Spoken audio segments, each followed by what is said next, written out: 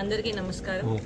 ఈరోజు విశాఖపట్నం డివిజన్లో మనము దగ్గర 52 నోటిఫైడ్ బార్ అండ్ రెస్టారెంట్స్ అంటే 2B బార్స్కి మనకి ఈరోజు డ్రా తీయడం జరిగింది.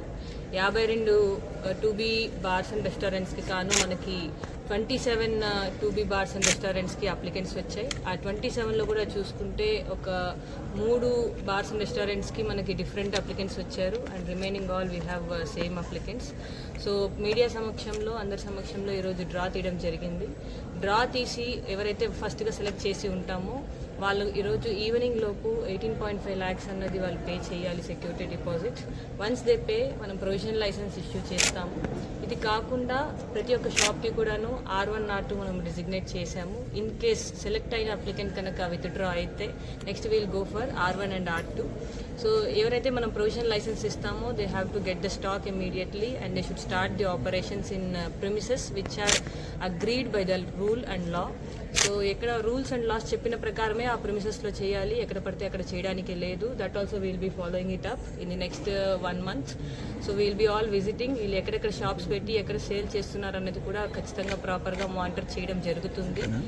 And within 6 installments they have to pay the full license fee and second year third year ki 10% hike తో వాళ్ళు 83 and 90 lakhs పే చేయాల్సి వస్తుంది. Any deviation from the rule will be taken very seriously and department will take very strict action.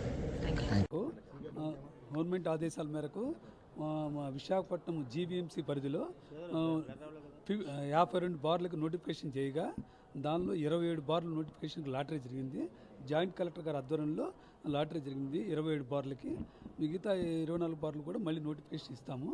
అది 27 బార్లకి lottery జరిగింది. 27 బార్లు successful applicants evening లోపల 18,75,000 rupees pay చేయాలి.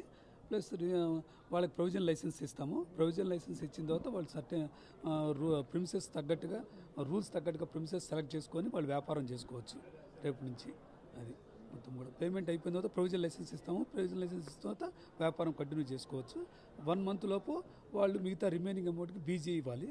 అది ఈ బోర్ పాలసీ 3 years వరకు బోర్ పాలసీ. మొత్తం GVMC ఏరియాలో, మొత్తం GVMC ఏరియానే, గ్రేటర్ విశాఖ మున్సిపల్ కార్పొరేషన్ ఏరియాలో ఎక్కడైనా పెట్టుకోవచ్చు. ఏం ప్లేస్మెంట్స్ ఉన్నాయి, గ్రేటర్ విశాఖ మున్సిపల్ కార్పొరేషన్ లిమిట్స్లో ఎక్కడైనా పెట్టుకోవచ్చు.